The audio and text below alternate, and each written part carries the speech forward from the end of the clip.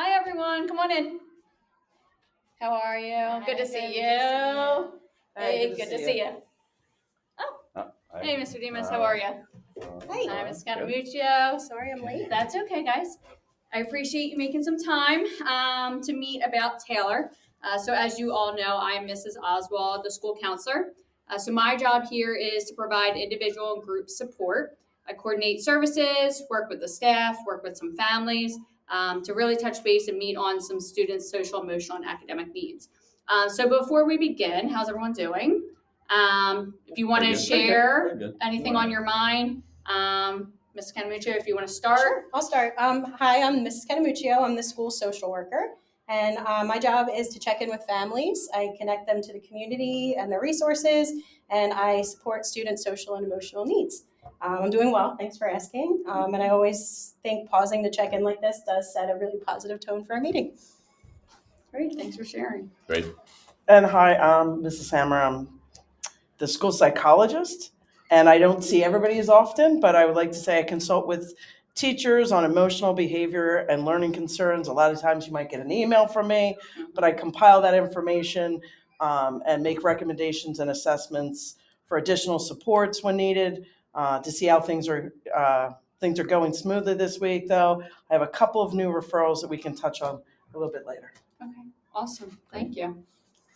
I'm Mr. Demas, the assistant principal. I oversee behavior expectations, safety, disciplinary decisions, and I support staff with behavior needs. It's been a pretty busy week, but I'm really glad that we're meeting today because these check-ins really help me and help us all stay on the same page. So thank you for doing this.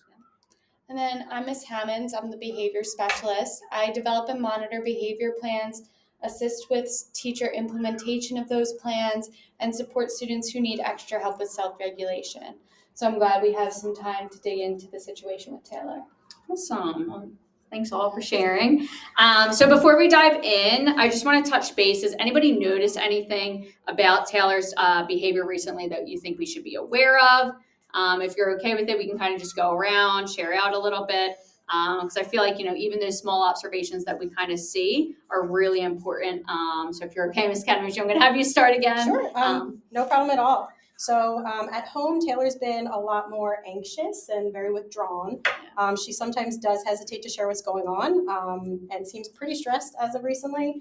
Her mom recently left a pretty abusive situation though, and they're staying with a friend right now. So routine, sleep schedule, all of that kind of stuff have been very unstable.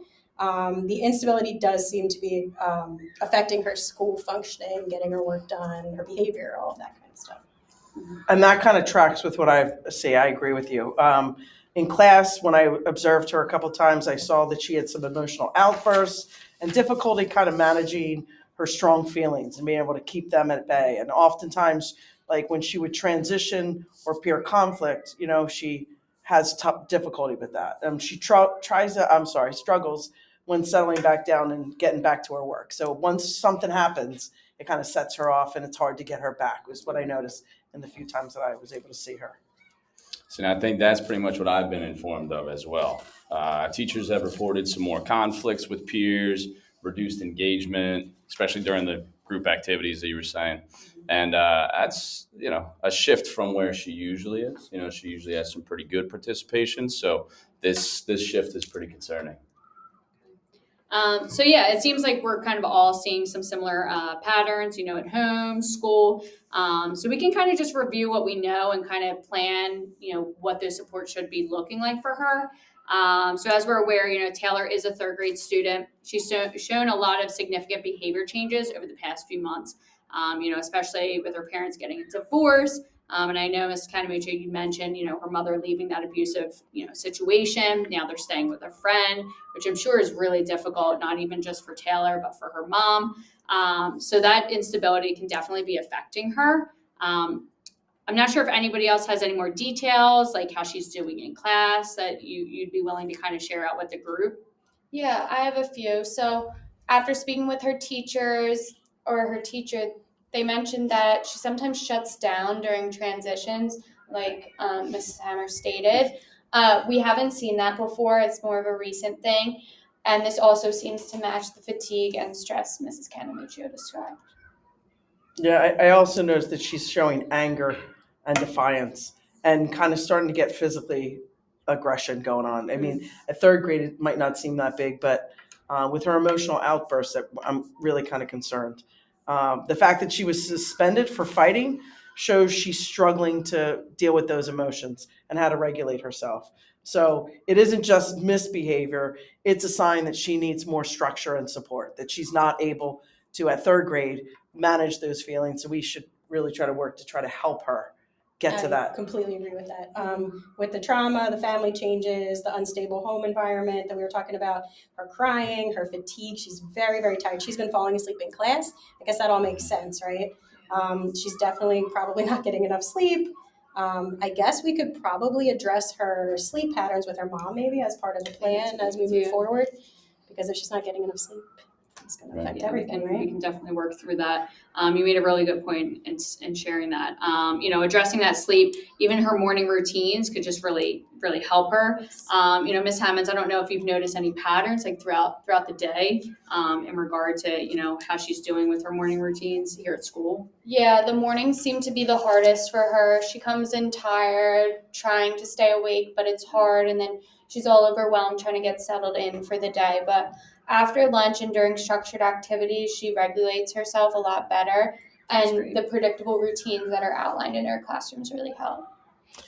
All right, that fits with what we know about instability at home. So if she has an unpredictable morning, it can affect her whole day. So I was thinking if we could possibly give her like a short calm start, so that or a check-in to help calm herself, so that she's starting off here, not showing up and expecting things to be hitting her, but ready to start the day by Yeah, kind of calming I herself. made a note about this. I can definitely check in with her mom about her mornings, because knowing what she's experiencing before she gets here and all the stuff that's going on could definitely help us make a plan.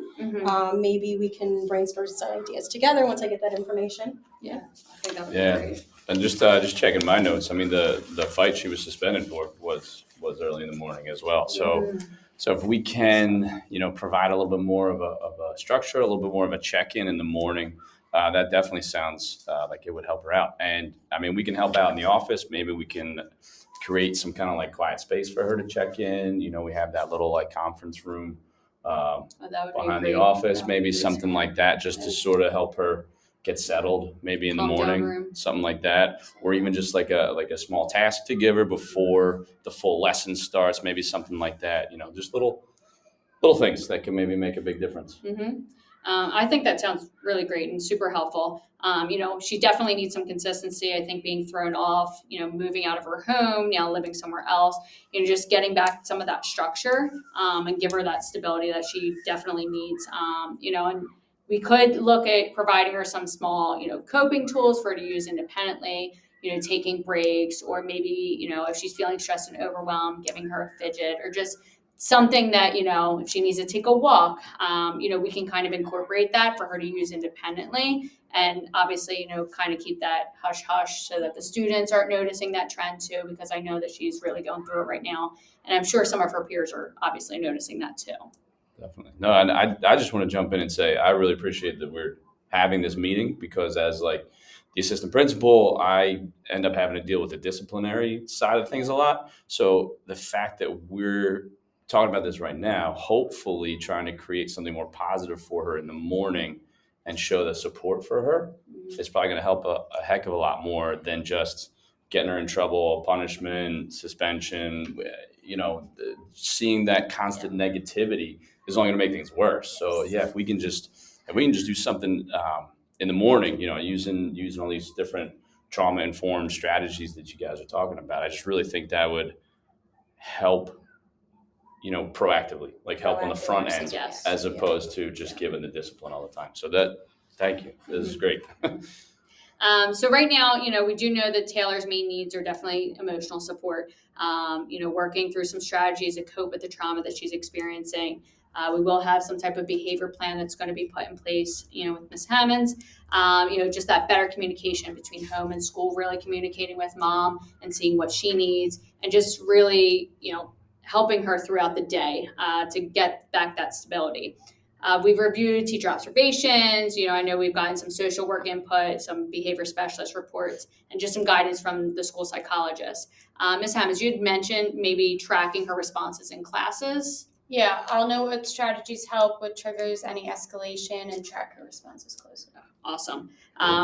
We do, want to think about being equitable, culturally responsive, in this process. Considering her home experience, collaborating with her family, and making sure that the interventions that we are putting in place are going to be consistent. Does anybody else have any other ideas? I like the check-ins with her. What if we were to do maybe like a weekly check-in with mom to make sure that her home routines and her school routines are kind of meeting up and that we're doing the same things with that consistency.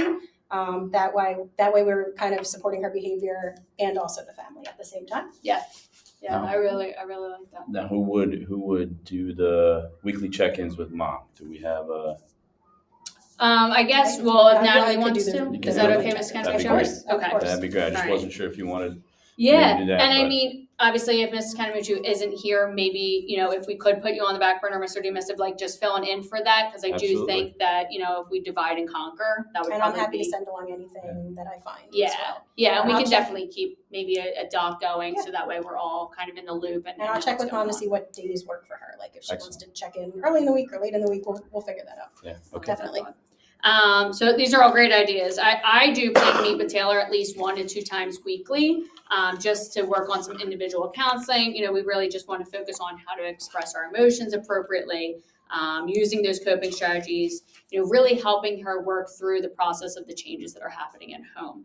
I also had an idea of just putting her in a small, like a social emotional group, just to have her practice like those peer interactions, conflict resolution, especially if she's getting in fights with other students, and just doing some weekly check-ins to monitor her mood, seeing how she's doing, and just like working through that self-regulation piece.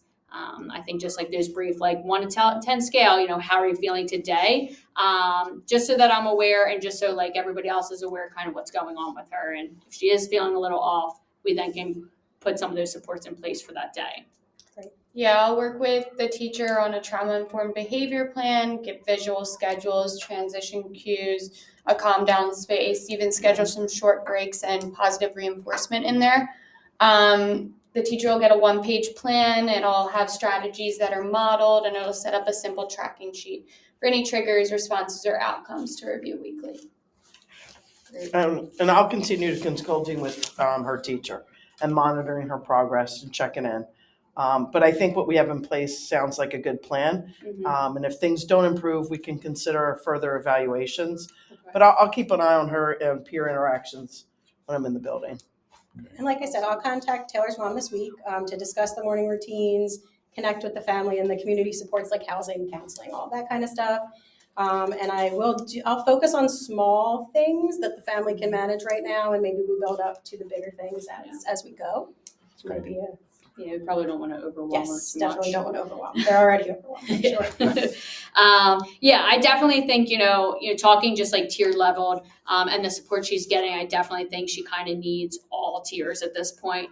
Tier 3 being that individualized counseling, tier 2 with, small groups, the behavior plan that's going to be in place.